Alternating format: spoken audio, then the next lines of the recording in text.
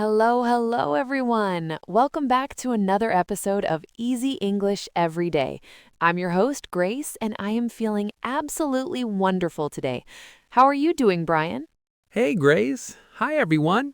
I'm doing great, though I'm a little bit sleepy. It's that Saturday morning feeling, when you want to jump out of bed and start the day, but your bed is just too comfortable to leave. Oh, I know that feeling perfectly. It's the Saturday struggle. But we are here for our listeners. Today is a very special episode because we're talking about something everyone has an opinion on, the weekend and family.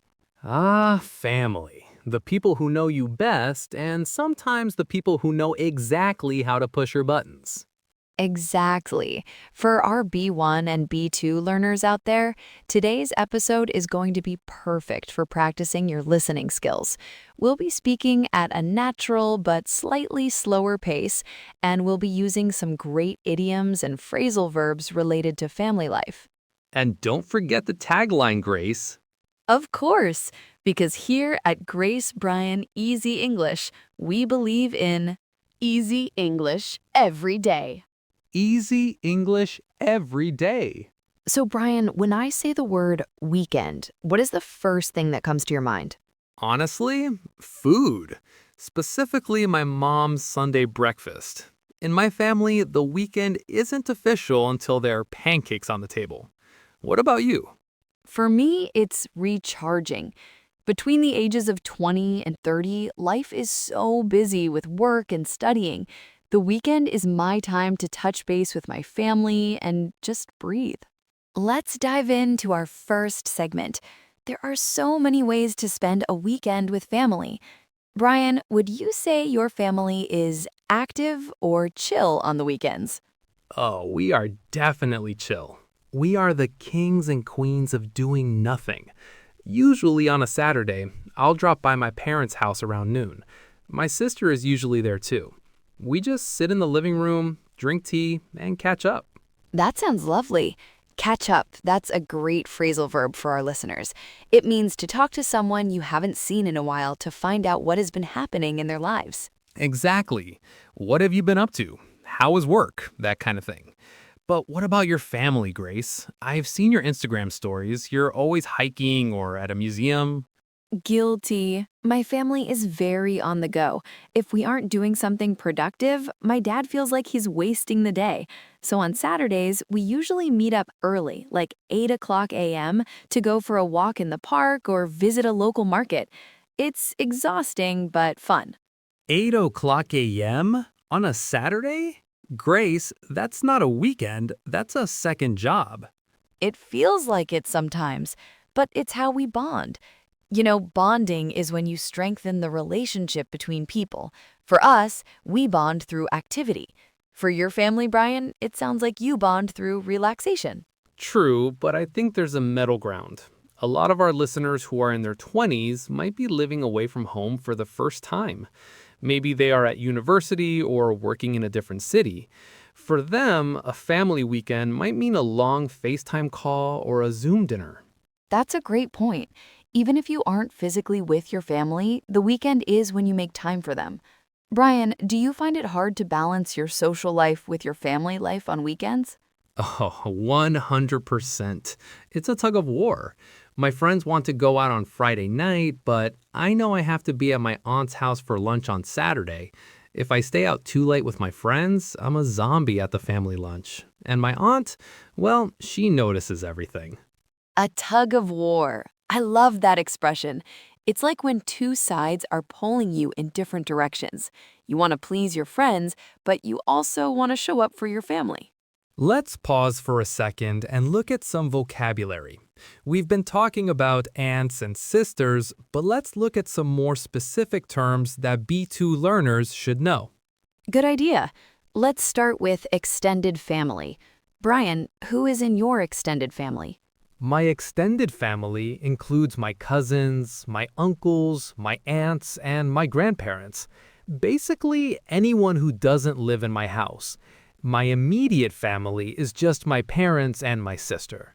Perfect. And what about the term in-laws? Oh, the in-laws. Those are the people you become related to by marriage. So my sister's husband is my brother-in-law. His mother is my sister's mother-in-law. Right. And often weekends are spent visiting the in-laws, which can be interesting. Interesting is a polite way to put it. Let's talk about some idioms. Grace, have you ever heard the phrase, the black sheep of the family? Oh, definitely. The black sheep is the person who is different from the rest of the family. Maybe everyone in the family is a doctor, but the son wants to be a rock star.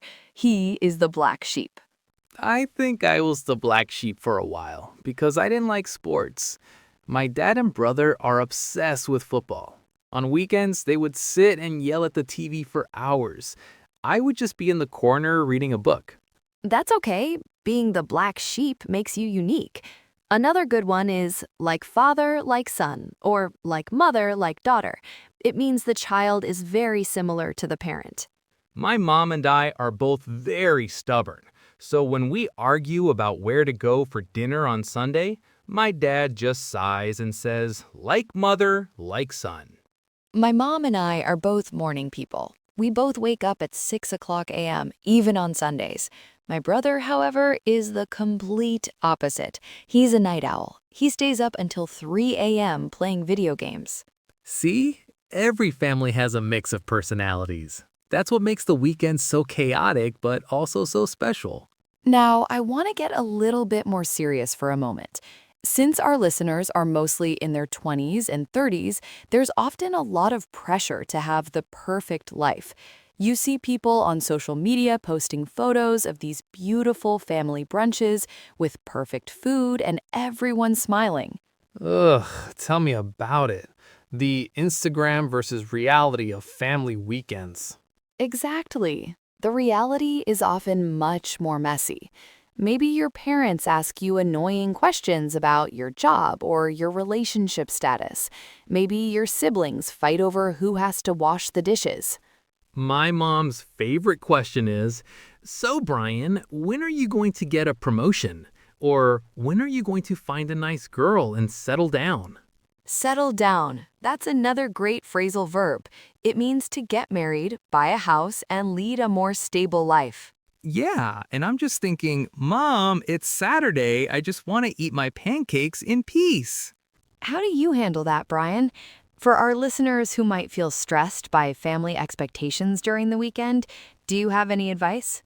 I think it's all about boundaries. You have to learn how to say, I love you, but I don't want to talk about my career today. Or I can only stay for 2 hours because I need some time for myself. That's so important. Time for yourself or me time. Even though it's a family weekend, you're still an adult. You need to protect your energy. What about you, Grace? Do you ever find it hard to go from being a boss or a professional at work to being the little daughter at home? Oh, every single time. It's like I walk through my parents' front door and suddenly I'm 15 years old again. My mom starts telling me to eat more vegetables, and my dad asks if I've checked the oil in my car. It's because they care, but it can be frustrating when you've been making big decisions all week at work and then someone treats you like a child. Precisely, but I've learned to appreciate it. As we get older, especially in our late 20s, we realize that our parents are getting older too. Those annoying questions come from a place of love. Now I try to go with the flow. Go with the flow, to be relaxed and accept the situation as it happens. That's a great philosophy for a Sunday afternoon. We asked our community on @GraceBryanEasyEnglish to send in their weekend family stories. We got so many. Let's read a couple. Brian, do you want to read the first one? In my family, Sundays are mandatory. If you don't show up for Sunday lunch at my grandmother's house, it's a national tragedy.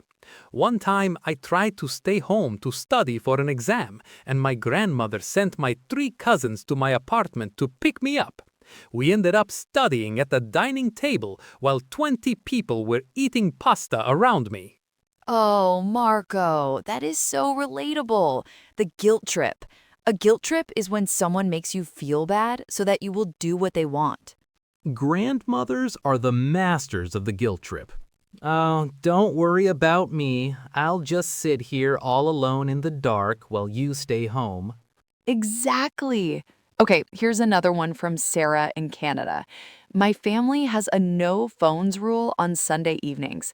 We all put our phones in a basket and play board games. At first, I hated it because I wanted to check my messages, but now it's my favorite part of the week. We actually talk to each other. I love that. Digital detox. It's so easy to be in the same room as your family, but everyone is looking at their own screen. I agree. I think I'm going to try that next weekend. No phones, just conversation. Good luck with that, Grace. I give you 10 minutes before you start looking for your phone to check the weather. Hey, I have more self-control than that. Let's talk about some specific activities. If our listeners are looking for things to do with their families this weekend, what are some low-stress options? Well, there's always the classic potluck. Do you know what a potluck is, Brian? Is that where everyone brings a dish to share? Yes, instead of one person cooking a huge meal and getting stressed, everyone brings something. One person brings a salad, another brings dessert, and someone else brings the main course. That's a great way to take the pressure off. Another thing my family likes to do is go to garage sales or flea markets. Oh, I love hunting for treasures. You can find some really cool vintage stuff. It's also a great way to walk around and talk without it feeling like a formal meeting. And for the more active families, there's always day tripping. Day tripping, taking a short trip to a nearby town or park and coming back the same day. No need for a hotel, just a car and some snacks. We should mention the Sunday blues or the Sunday scaries. Have you heard of this, Grace? Yes, it's that feeling of anxiety you get on Sunday evening when you realize the weekend is over and you have to go back to work on Monday. My family tries to fight the Sunday scaries by having a movie night. We pick a funny movie, eat popcorn, and try not to think about emails.